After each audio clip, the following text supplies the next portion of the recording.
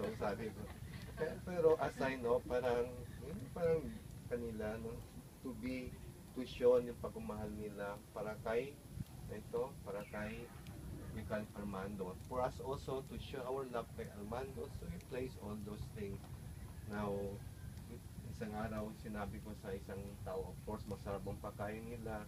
Yung pagkain na pampaigsi ng buhay.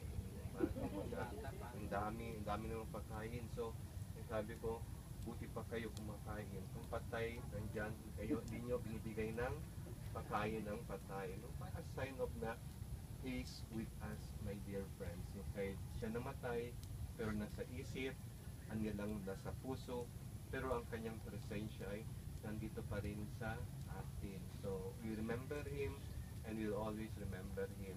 Ang anong ginawa niya sa buhay natin. So,